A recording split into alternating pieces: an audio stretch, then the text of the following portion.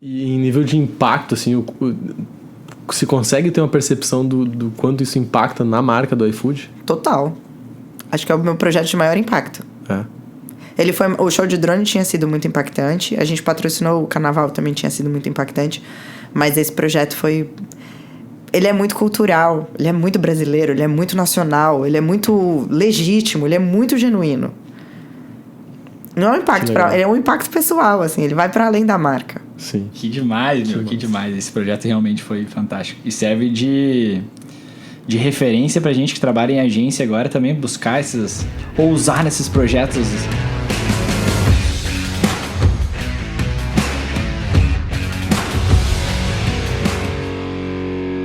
Estamos começando mais um podcast entrevista, um podcast muito especial, com convidados muito especiais. Eu sou Christian Schink, estrategista digital, e aqui do meu lado, Fábio Schink.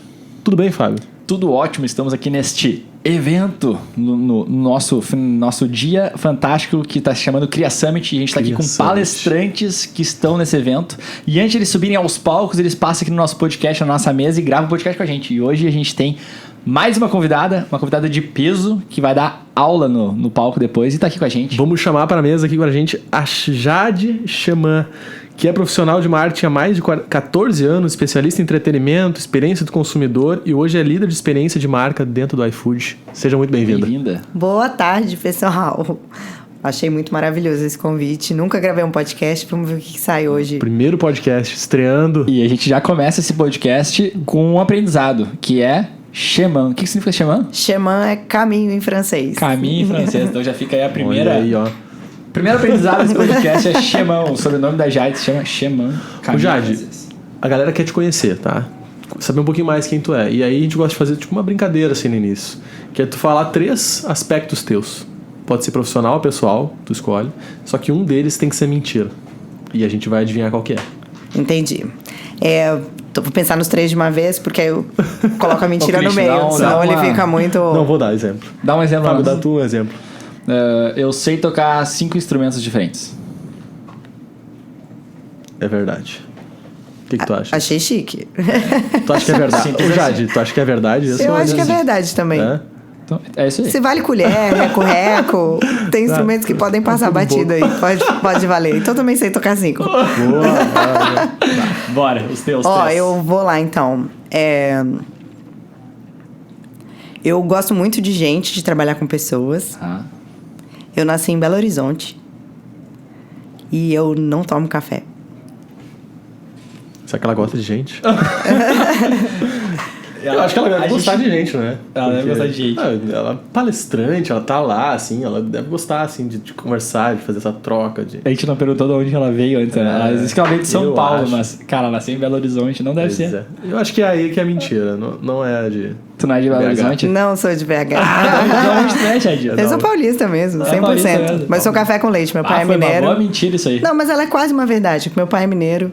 Olha e minha aí. mãe é paulista. Então, às vezes, eu passo batida ali, porque meu sotaque é bem misturadinho. É bem misturadinho. E aí tu não toma café, então? Não tomo café. Não tomo nada que tem cafeína. Mas por quê? Porque me dá arritmia, não vai bem. não Assim. vai. Te deixa meio... Não, me dá arritmia, eu não durmo. E como é que se trabalha em 2023 no iFood sem café? Você tem que ser uma pessoa muito alegre. Você tem que ser uma pessoa muito positiva e propositiva. Tem que produzir essa Zero própria café. cafeína no sangue. Zero café. Olha só. E a gente tá num lugar aqui muito especial. Sim. A gente tá aqui direto do Cria Summit, esse lugar que nos recebe aqui durante esse evento, justamente pra gente poder gravar em nome do Rodrigo, né? Rodrigo organizador Rodrigo aqui. Que é um evento justamente sobre criação, sobre tecnologia, sobre marketing. Inovação. Muito bom estar aqui. E a gente gostaria de dar esse salve pra galera do Cria Summit, dessa organização sensacional. Por isso a Jade tá aqui com a gente, porque ela vai palestrar daqui a pouquinho nos palcos do Cria Summit. E outro agradecimento especial também é o nosso querido Tobias, da técnica, que tá lá atrás e que faz tudo dar certo, tudo funcionar com esse equipamento todo aqui, ficar tudo perfeito. Jade, olha só, tu vai falar sobre multidisciplinaridade no marketing. O que é isso pra ti? O que é ser multidisciplinar? Multidisciplinar, pra mim, é adaptabilidade. Quando você se sente confortável trabalhando com coisas diferentes. Então, o que eu vou contar um pouquinho para todo mundo é trocar um pouco das experiências que eu tive. Fui arquiteta de formação, mas já passei por cadeiras dentro de agências, dentro de indústria, já empreendi. Então, entendi que eu consigo trabalhar com várias coisas diferentes e eu até preciso disso para me manter estimulada profissionalmente. Isso é um entender a partir das tuas experiências, né? Tu vai vivenciando, vai vivendo e tu vai aprendendo com isso, e aí hoje tu se descobre uma pessoa multidisciplinar. Eu me descubro uma pessoa muito adaptável. Eu consigo trabalhar numa frente de comunicação, numa frente de criação, numa frente de arquitetura, numa frente de entretenimento, porque essas profissões elas estão muito conectadas. A comunicação, o marketing, a área de entretenimento, de brincadeiras à parte, assim, se você sentar durante 3 meses na minha cadeira, você faz o que eu faço. Uhum. Mas você precisa poder sentar na minha cadeira. E eu acho que o que eu vou dividir com todo mundo é que eu peguei o cometinha na hora que ele estava passando. Abri uma possibilidade de eu fazer um negocinho diferente ali. Eu falei, putz, eu tenho 60% dos skills. Vamos lá ver se eu dou conta de fazer aquilo. Uhum. E a minha carreira se estruturou nesse formato. Eu fui mudando de profissão, mas entendi que todas elas estão muito conectadas pela minha paixão com entretenimento e comunicação, mas são profissões diferentes. E tu te considera especialista em uma das áreas que tu atua? Não sei, porque sempre que eu bater uma nota 10, eu vou tentar ser uma nota 6 em outra coisa e aprender coisas que eu não sei. Isso é uma filosofia de vida, né? Quando começou a ficar confortável... Não é nem confortável, é quando eu não tenho mais estímulo, quando eu não estou sendo mais desafiada, quando eu faço muito do mesmo. Tu precisa ser desafiado o tempo todo. O tempo todo, mas não no exagero. Sim. Né? Mas quando eu faço muito do mesmo, fazendo um projeto, sei lá, arquiteta, minha formação. Tô fazendo uma casa. A casa demora 7 meses para acontecer. Fala, putz, acho que eu não nasci para ser arquiteta, mas eu já estudei isso. Já tá na casa do vizinho. O que eu podia construir ali? Vou pular pro próximo. Eu falei, já terminei essa parte. Faz muito tempo que eu tô fazendo essa casa não fica pronta. Então é um inconformismo. Qual que foi o maior desafio que tu já teve até hoje na tua vida? Eu acho que fazer o projeto do Lollapalooza. Eu entrei como arquiteta do Lola com 25 anos, quando o projeto veio pro Brasil. Arquiteto do Lollapalooza. O que faz um arquiteto? Ele é um condensador de demandas. Eu preciso saber o que cada um dos times precisa para transformar isso num projeto único. Então eu precisei conhecer um pouco de técnica para entender as demandas de palco. Eu precisei conhecer a turma de A&B para ver o volume de comida e bebida e quantidade de bares. Eu precisei conhecer sobre segurança para colocar a quantidade de portões e a quantidade de seguranças por portões. Quando a gente está falando em arquiteto, a gente está falando realmente organizar todo... Eu projetei fisicamente... Abri um mapa em branco aqui da área do Lollapalooza. Aonde ele vai ser, qual é o tamanho, quantas pessoas entram, coeficiente de segurança. Então eu era muito nova. E eu trabalhei 25 anos. Eu trabalhei com mestres de entretenimento para eu conseguir transformar tudo isso numa planta dentro do Jockey em São Paulo. Então, esse foi o projeto mais desafiador. Porque eu não tinha 60% do conhecimento. Mas eu tinha profissionais... Esses são meus padrinhos de profissão. Eu tinha profissionais muito robustos. Uhum. E aí, tô falando, sei lá, da LPL, que é a maior empresa de iluminação do Brasil. Eu conheço os donos da LPL, porque eu estava sentada com esses caras... desenhando a localização dos palcos e a iluminação desses palcos. Então, eu aprendi com mestres, assim, né? Em que ano foi isso? Foi 2012. E esse aí tá aí uma pessoa que tá realmente nos bastidores, né? Eu sou 100% fez o negócio do backstage. Acontecer e o teu nome não tava nem escrito no pé do palco lá. Eu acho que a turma da técnica, e aí isso é a parte legal de contar, né? O backstage me conhece há muito tempo. Tá. Por isso que foi até difícil aceitar que eu queria sair dessa carreira e mudar de carreira. Porque eu já estava me consolidando. Depois de 4 anos fazendo projeto de Agora festival. Agora eu entendi o nota 10. Eu já estava me consolidando. Fez o Lollapalooza acontecer, beleza. Cheguei no top. Check. Qual é o próximo? Sei lá, o Tomorrowland na Bélgica. Acho que não tinha nem tanto essa noção, assim. Mas eu sendo arquiteta, eu falei, será que eu quero ser arquiteta? Será que eu quero ser a condensadora dessas informações para sempre? Ou eu quero trabalhar com direção artística? Uhum. Então, as questões foi sempre... o que eu não sei que eu posso saber. Eu acho que esse foi o meu estímulo. Caraca, que demais. E, cara, tá na frente de um evento dessa magnitude. Uou. Deve ser muito massa, né? Deve ser estressante. Eu até falo um palavrão loucura. Aqui, eu não sei se pode falar um palavrão. Pode falar. Depois eu pinto no lixo de alegria. Gente, tem 100 mil pessoas aqui dentro. Tipo, ficava muito deslumbrada com o que eu estava fazendo parte. Claro. Mas minha proposta ali era ser uma tradutora. Eu precisava juntar o máximo de informações e chegar num nível de excelência para o evento acontecer. Então, tem muita gente aqui por trás que me deu assistência e me ensinou muita coisa. E esse foi o primeiro evento que tu fez? Não, eu comecei trabalhando... Esse foi o maior desafio, né? Esse foi o maior desafio. Eu comecei trabalhando em agência. Eu matei a charada muito rápido que eu não queria fazer. Mas é que ela tá falando...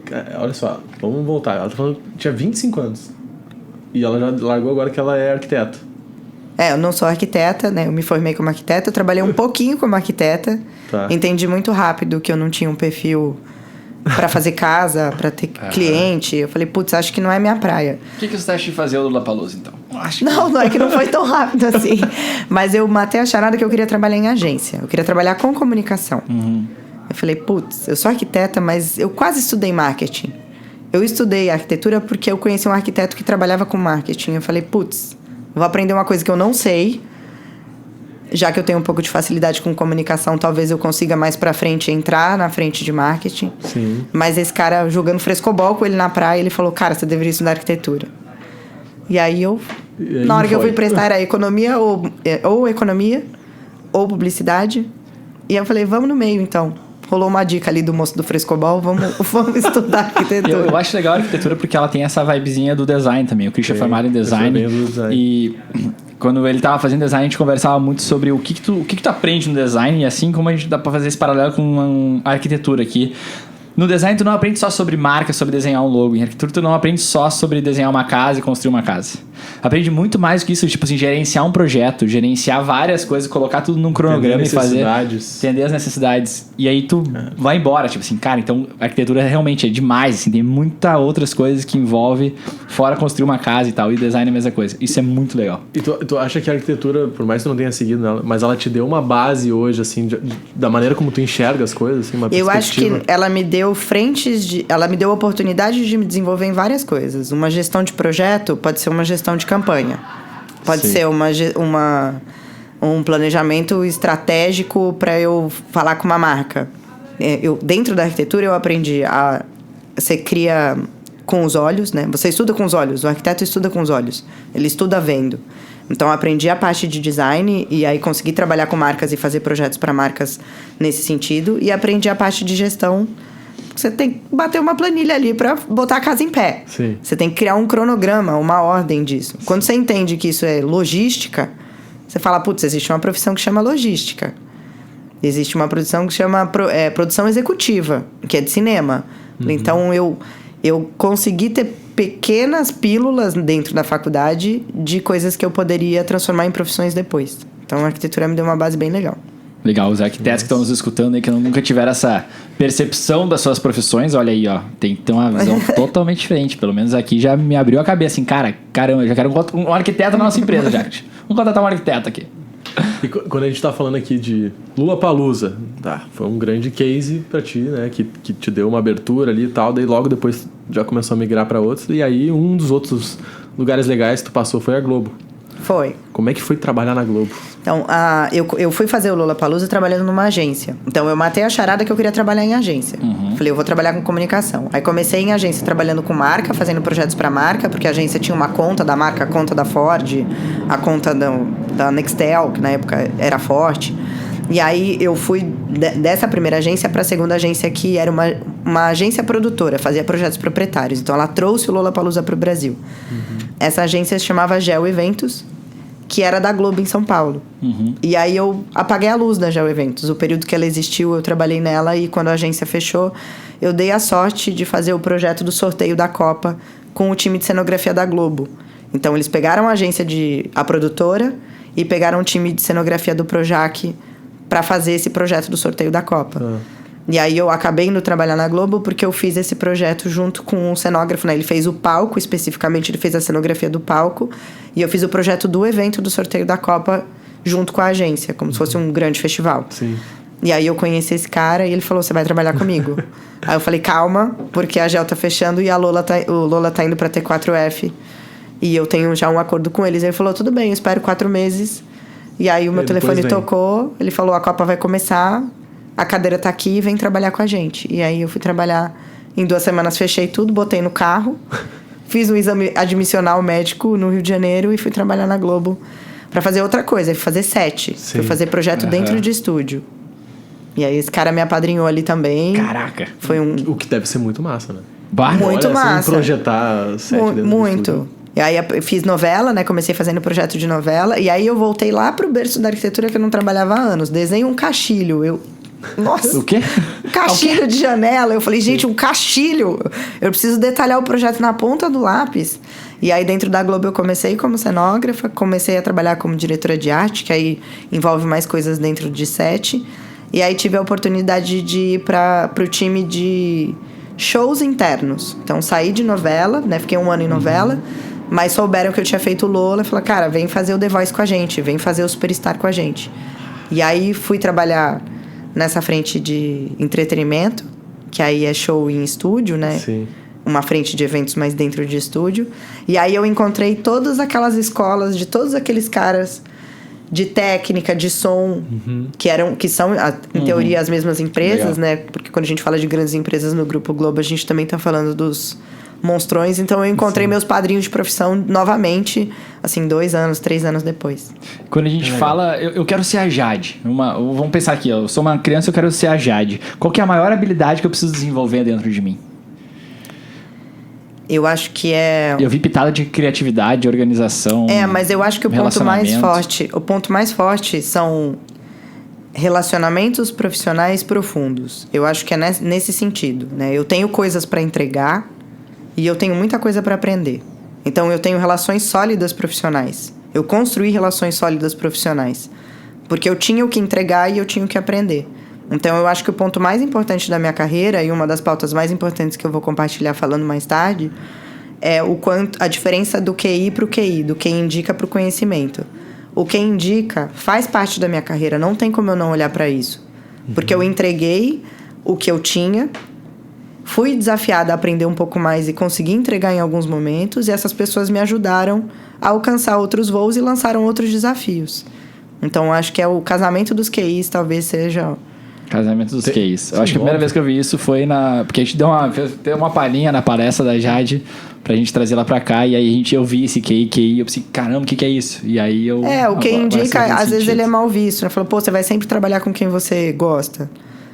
Mas você precisa entregar alguma coisa pra você ser indicada pelo dono da LPL. Claro. Então, eu tinha um pouco pra entregar, tinha um desejo muito grande de aprender. Me deram um pouquinho, eu fiz, me deram mais um pouquinho, eu fiz. Falei, peraí, a gente já deu 3 coisas pra essa menina. Sim. Vamos chamar ela pra trabalhar com a gente. Então, tenho quem indica na minha carreira, com certeza. Eu não fui trabalhar na Globo porque alguém me indicou, mas eu encontrei todo mundo que eu conhecia lá. E aí, o próximo voo teve a mãozinha desses professores. E acho que é um pouco cíclico isso na profissão. Sim, sim. É que essa parte, a gente acredita muito nisso, na parte de conexões, né? Então, assim... Muito. Óbvio que tu tem que ser bom naquilo, tu tem que desenvolver tuas habilidades e tal, mas um grande lance também é justamente tu abrir esse leque de conexões que tu vai criando, né? Esses relacionamentos, tudo que o Fábio falou e tal, é por onde tu vai conseguir novas entradas, né?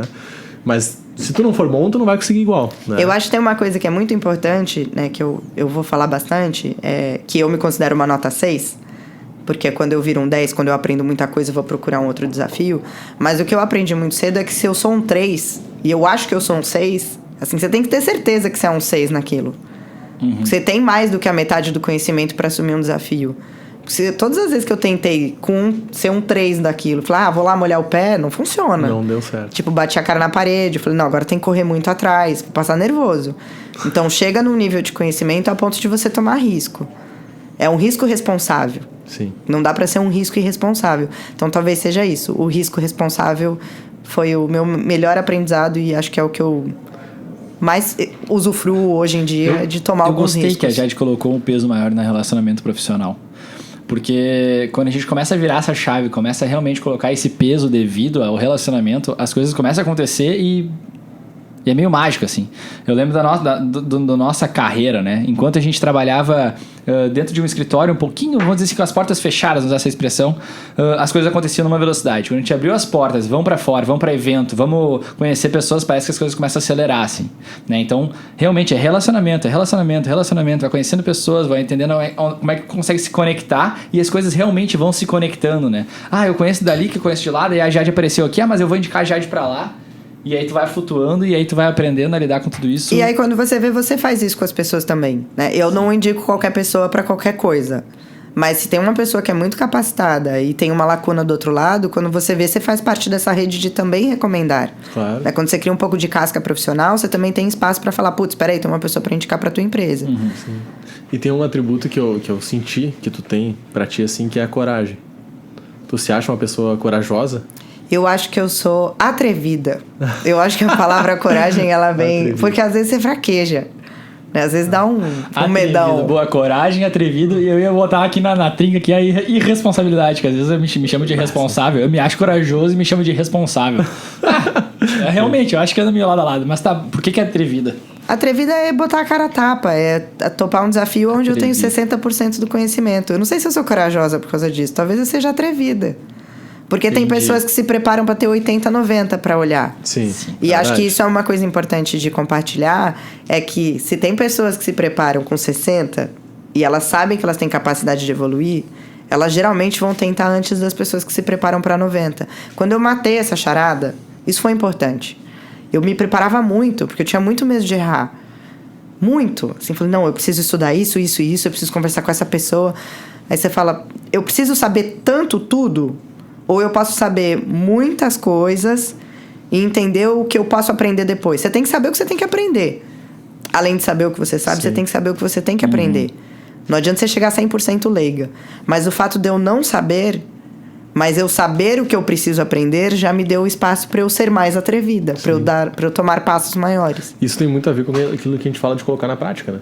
Colocar na prática, claro. O que a gente vê muito, assim, hoje de talvez teoria. Talvez tenha sido sempre assim, né? Mas assim, a galera estuda e acha que nunca tá pronto e nunca faz, porque falta uma coisa, né? O que falta é fazer aquele cursinho, o que falta é eu ter... E aí tu tá falando justamente o contrário, assim, que é o que a gente acredita também, assim, não, me preparo um mínimo, né? Que assim, eu tenho esse preparo aqui. Eu sei que faltam coisas, mas eu já vou botar a cara a tapa. E aí eu vou lá, consigo, aprendo aquele ali, aí quando eu tô chegando 100%, eu vou pra um outro que eu vou saber um pouquinho e ainda me falta um pouco mais. Deixa eu fazer uma perguntinha cabulosa aqui. Qual que foi o projeto que tu era nota 3 e tu foi e bateu com a cara na parede? Eu fiz... Aí vou lá atrás, assim, eu fiz um projeto pra Sony. A primeira agência que eu trabalhei, eu fiz um projeto pra Sony. Na verdade, eu não bati com a cara na parede porque eu levantei a mão antes. Então, eu entrei... Você fala... não sei. Porque eu também não tenho problema em falar que eu não sei. Tipo, putz, tem que fazer um projeto desse tamanho. Cheguei em tal parte de desenvolvimento de um projeto pra Sony. Mas era no Rio de Janeiro. Tipo, o primeiro projeto que eu tava fazendo com a agência. Eu tinha uma arquiteta que era minha chefe, que era super bacana. Ela falou, o seu desafio é esse. Então, eu acho que foram projetos que eu bati com a cara na parede, mas eles tinham pessoas que sabiam mais do que eu em volta de mim. A ponto de não dar um pepino. Então, era uma zona controlada. Então, me deram desafios para ver se eu conseguia, entenderam que eu não conseguia. Eu não consegui terminar de desenvolver num prazo relativamente bom para o cliente, e aí a arquiteta, que era muito mais sênior do que eu, teve que entrar para desenvolver o projeto. Então, ficou aquela frustração do, putz... Não consegui. Não sei fazer isso. Precisa de um preparo maior para pegar um projeto no Rio de Janeiro desse tamanho, no lançamento de uma nova televisão da Sony, para falar com os gringos, tipo, não vai funcionar. Tipo, é muita coisa para eu gerenciar sozinha. Mas eu levanto a mão, porque quando eu não sei, você tem que levantar a mão. Sim.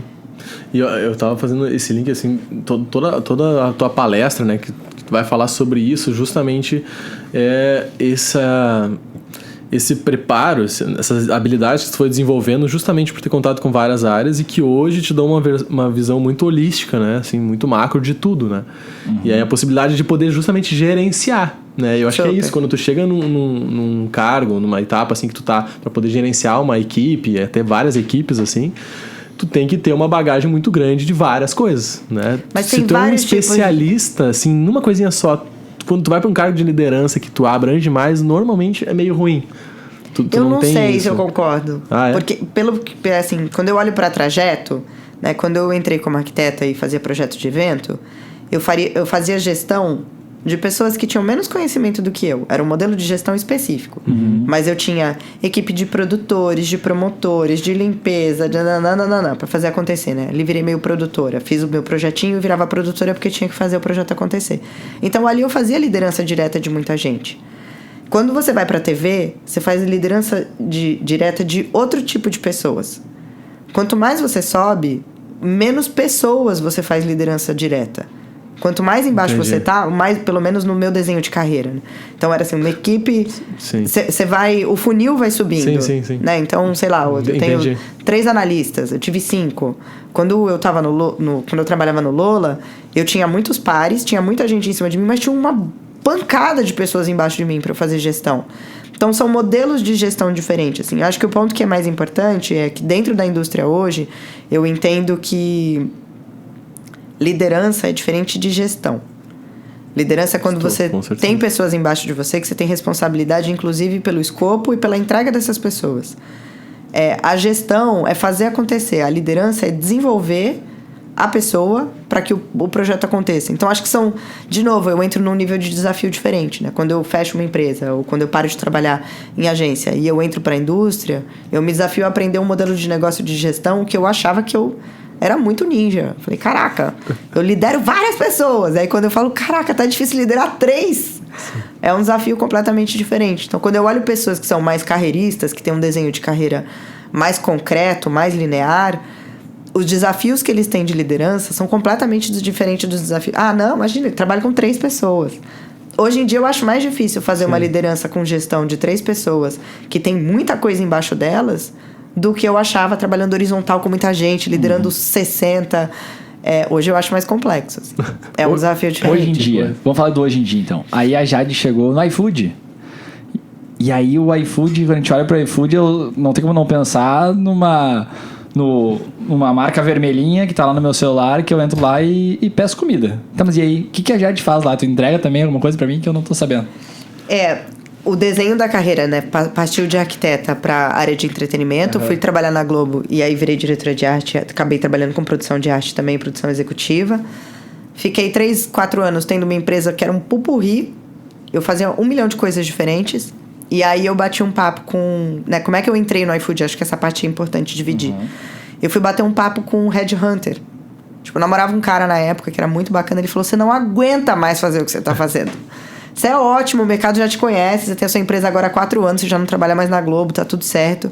Você faz festival, você faz festa de casamento. Você faz campanha publicitária. Você trabalha pra agência de ATL, pra agência de BTL. Você rouba o lugar da agência e trabalha direto pra Heineken. Tá, mas você não aguenta mais. Vai bater um papo com o headhunter. E aí eu fui bater um papo na Michael Page. Acabei conversando com o MD deles. E ele falou, cara, dá uma olhada na indústria. Você nunca se atreveu a olhar o que a indústria faz. Eu não fazia ideia das cadeiras que tinham dentro da indústria.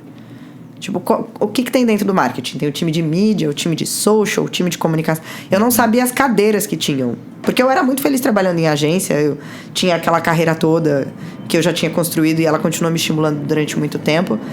E aí eu dei uma olhada dos cargos que tinham dentro da agência. E aí eu acabei indo trabalhar no iFood porque abriram uma cadeira dentro de trade para olhar para a experiência de marca. E aí eu conheci a gerente na época dessa cadeira. E ela falou, cara, vem contratar você. Vem trabalhar aqui dentro para contratar agências e para contratar profissionais para fazerem projetos para a marca. Ou seja, trocar de lado. Trocar de lado. E aí eu virei o que eu chamei a vida inteira de cliente. E o que eu falei, lá vai chegar cliente. Tipo, eu resmungava, tá vindo os clientes. Falei, e aí eu me tornei a cliente. E aí foi assim que eu entrei no iFood. Então eu entrei pela área de trade, na área de eventos ali, para contratar a Jade no mercado. Que demais, boa. Isso é muito massa. Mas eu acho que isso é muito bom, né? Assim, porque tu tem a visão do outro lado, né? Agora total. Então, isso te dá, assim... Agora tu tem a visão dos 2 lados e tu sabe... Dos 3 também, da produtora. Porque às vezes eu tenho que escrever o roteiro do vídeo final da minha campanha. Sim. E aí, então, também sei a entrega da produtora, porque eu trabalhei em TV, eu aprendi a fazer roteiro. Então, hoje, né, entrando no iFood, por isso que eu aceitei. Eu nunca tinha trabalhado na indústria. Mas eu tinha 60% dos skills do que aquela cadeira precisava. Porque eu sabia tudo que acontecia do lado de fora. Mas eu não sabia como a banda tocava lá dentro. Então eu entrei com medo mesmo, mas eu entrei. O iFood hoje é uma empresa de quantas pessoas, mais ou menos? Tem quase 6 mil funcionários. Quase 6 mil funcionários. Meu Deus. Bastante. Eu tenho uma dúvida, que esses dias eu estava conversando com umas pessoas. O iFood é brasileiro? É. Eu acho que isso é uma coisa que num grupo de amigos a gente estava conversando isso e já era um orgulho sabia. danado. Ninguém sabia se era brasileiro. O iFood é uma empresa porque, brasileira. Talvez pelo nome e tal, mas também pela grandeza. Tu acha que assim, é uma multinacional que tá fora, é um Uber da vida que veio de fora e entrou aqui no Brasil, certo? Não, temos Fabrício, nosso presidente, que é um dos fundadores. É uma empresa brasileira. Que legal. E ela tá em São Paulo hoje? Ela tá em Osasco. Coladinho em São Paulo, né? No Grande São Paulo. Uhum. Mas tem sede em Campinas também, que é a parte de tecnologia. E eu até peguei um dado aqui que é bom de trazer pra galera entender o tamanho do iFood. Porque a gente pensa assim, o iFood é grande. Tá, mas o quão grande é, né? Cada um pode ter uma percepção diferente. A gente já falou 6 mil funcionários. Pô, é coisa pra caramba. 70 milhões de pedidos por mês. 70 já está divulgado, milhões. já podemos falar sobre isso. Já podemos falar sobre isso. Isso é muita Nacional, coisa. né? Sim, isso é muita coisa.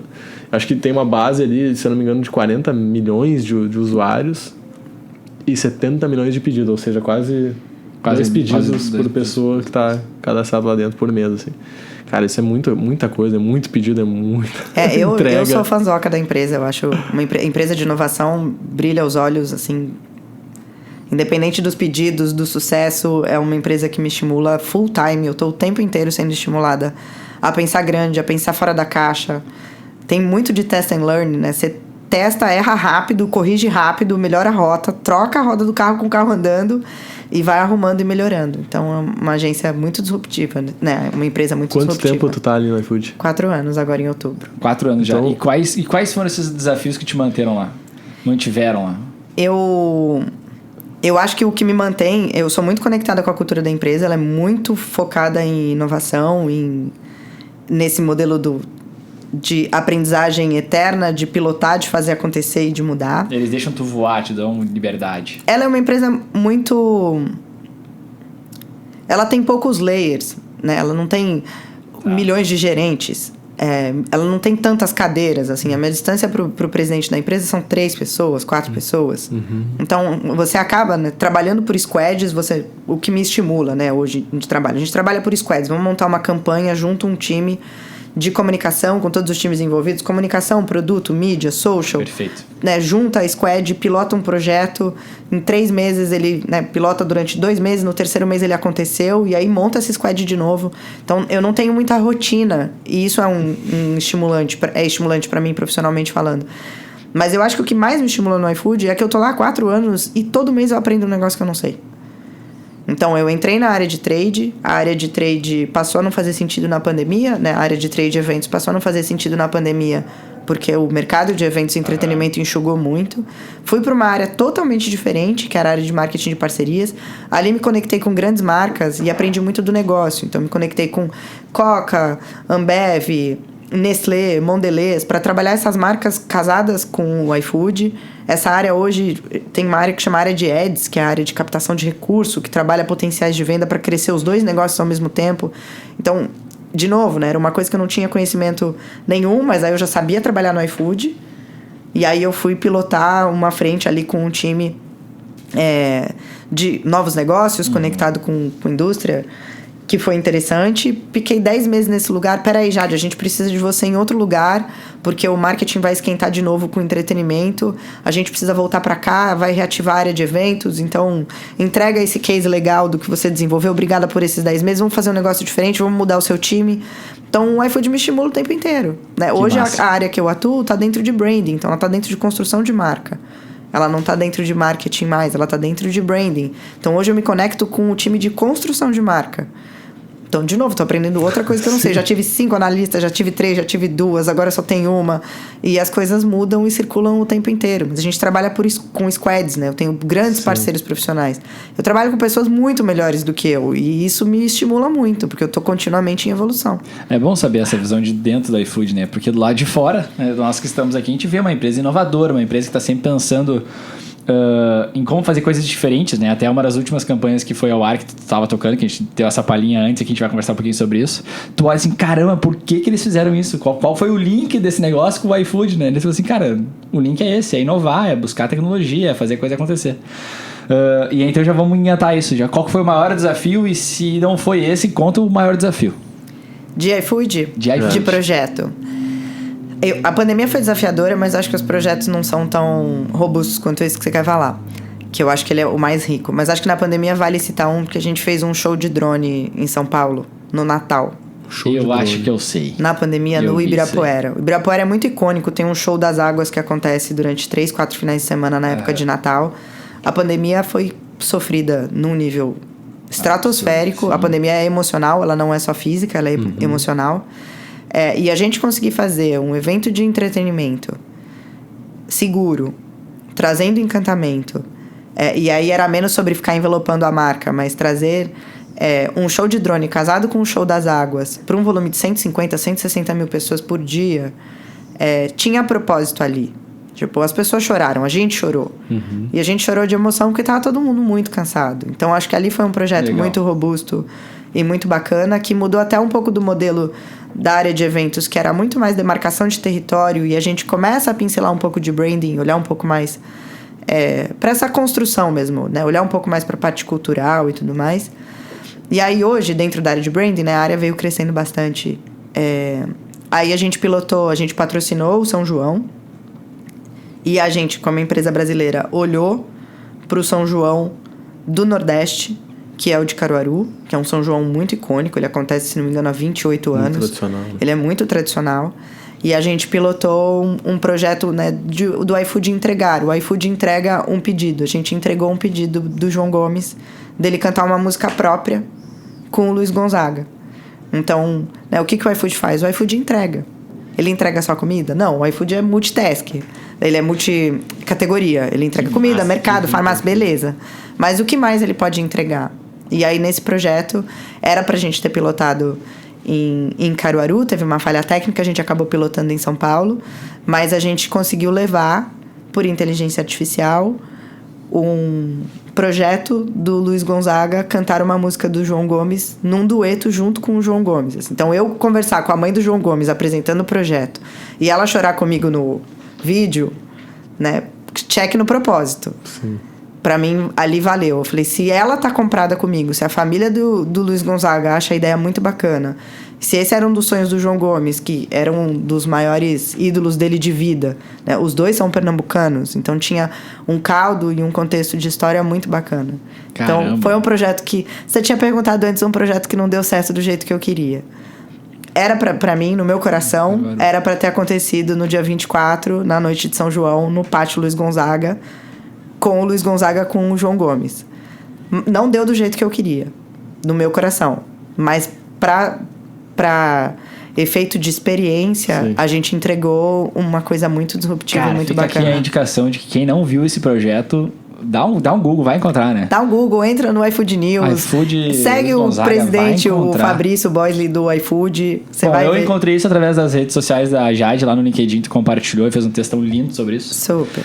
Então, quer encontrar, entra lá no LinkedIn da Jade, que vai estar aqui embaixo na descrição do YouTube, então já clica ali, já entra lá, acha. É um dos últimos posts, né? Se entrar mais ou menos nesses dias aí, já vai encontrar. E é mó textão, porque eu tava tão emocionado que eu falei, eu não vou economizar uma palavra, eu vou agradecer todo mundo, porque tinha muita gente chorando comigo, assim. Foi muito bacana esse projeto. E um projeto desse leva quanto tempo para ser realizado? A parte de inteligência artificial demorou 40 dias pra gente chegar naquele resultado. Ela é 100% inteligência artificial. A gente não trabalhou nada em pós. Então, tem até algumas falhas técnicas ali que a gente abraçou com o coração. Mas demorou 40 dias pra desenvolver. Era pra gente ter lançado no 24, mas a gente fez no 9 do mês seguinte, né? No 24 de junho, a gente fez no 9 de julho. Mas eu amo esse projeto. Eu chorei muito, gente. Esse aí foi mãos dadas e lágrimas nos olhos. Eu não consigo imaginar o desafio que é botar um projeto desse de pé. Por onde muita começa? Gente. Alguém teve a ideia. Vamos fazer isso. É um pupurri de ideias. Primeira coisa não vai dar. Não tem como. Não dá. Não, mas pera aí. Acho que se fizer assim, se fizer assado, a gente vai construindo. E, cara, que projeto gigante. Meu Deus do céu. Que empresa que é essa que faz o negócio desses? É do lá de fora ou já tem empresa brasileira? Não, tem empresa brasileira. Na verdade, o modelo de trabalho, né? Como é que a minha rotina funciona? Quando entra um projeto, a gente tem 10% de tempo de planejamento e criação. Entra com 40% de gestão e depois 50% de operação. Aí você é mão na massa mesmo e botar pra rodar. O rico e o que esquenta o coraçãozinho com que eu trabalho é esses 10% desse começo. Porque depois entra no automático de já saber fazer gestão, entra com planilha, busca fornecedores e tudo mais. Então, a gente tem agências parceiras. A gente trabalhou com uma agência parceira que achou o Caio, que é o cara que desenvolveu na máquina com inteligência artificial. Legal. Então, o tema de inteligência artificial, eu brinco que o presidente do iFood, ele tá 20 anos na minha frente com a cabeça dele. É muito insano conversar com uma pessoa como ele, porque a cabeça dele tá muito na frente da minha no tempo e no tema. Uhum. Então, não era, em teoria, um projeto de inteligência artificial. Era um projeto de, vamos realizar um grande sonho ali. Vamos fazer um holograma, Vamos fazer tem diversas formas de resolver rosto isso aí. do Luiz Gonzaga no drone. Sei lá como é que a gente vai fazer. Dá pra gente fazer. Vamos fazer com efeitos especiais, um rosto mexendo.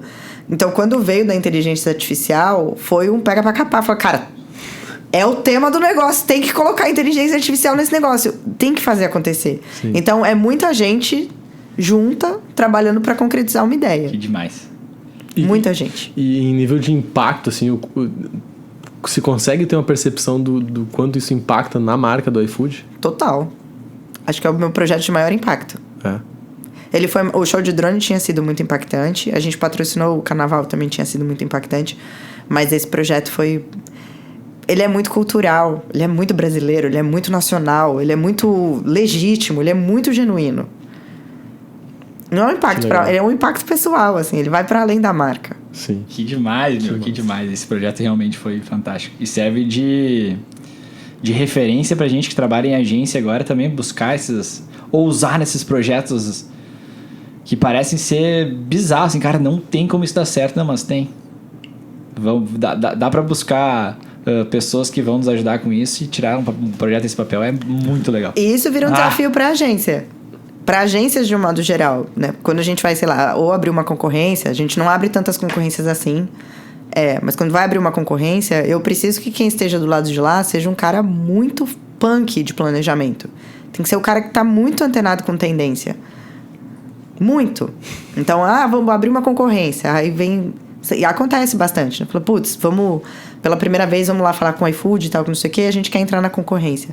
Tipo, eu tenho um pouco de filtro hoje em dia, até de buscar os profissionais que estão dentro das agências, porque eu preciso de um planejamento que saiba mais do que eu.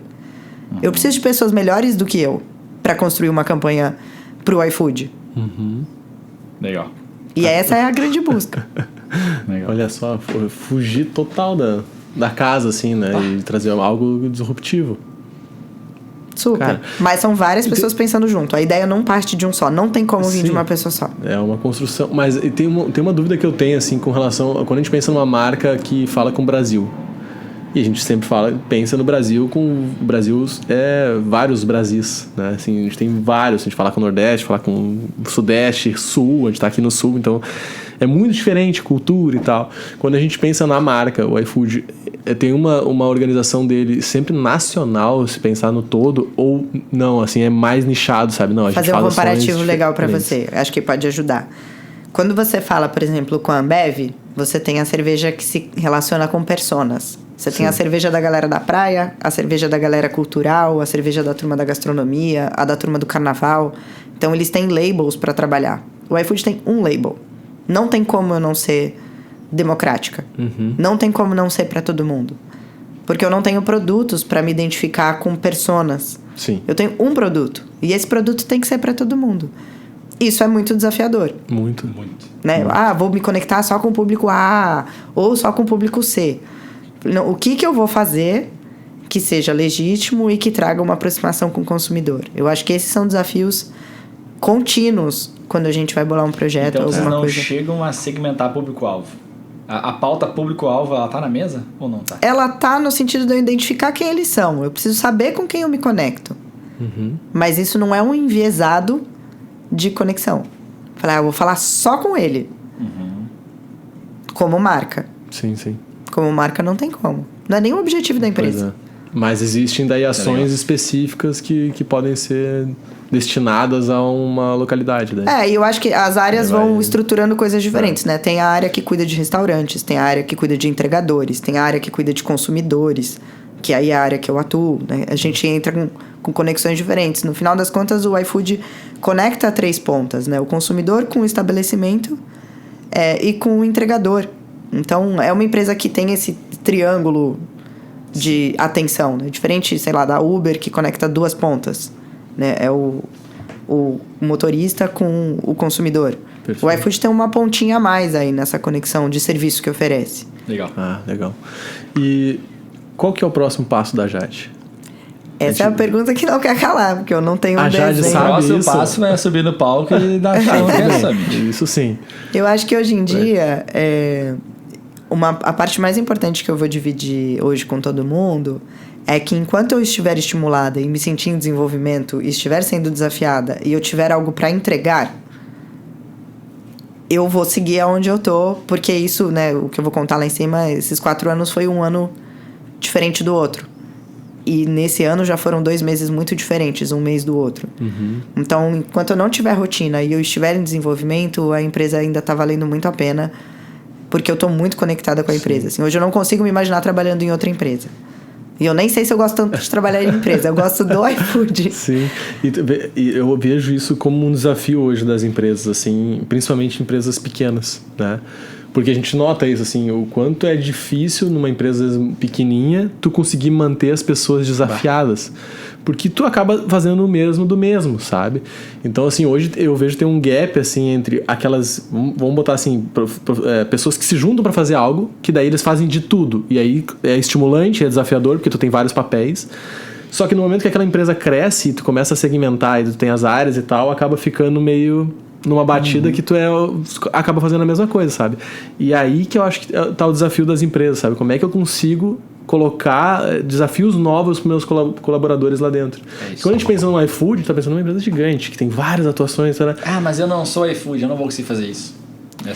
Tá um desafio para tu manter talentos, sabe? Eu acho eu acho que tem uma coisa bacana de liderança, que eu venho tentando trabalhar isso bastante, é você entender quais são os skills e as metas do seu time. Tá? Não adianta você querer que a pessoa faça 20 coisas diferentes se ela fica feliz evoluindo em uma. Né? As pessoas têm atributos diferentes. Então, você tem que mapear os atributos de quem é do seu time para você ter certeza do que você quer exigir de cada pessoa.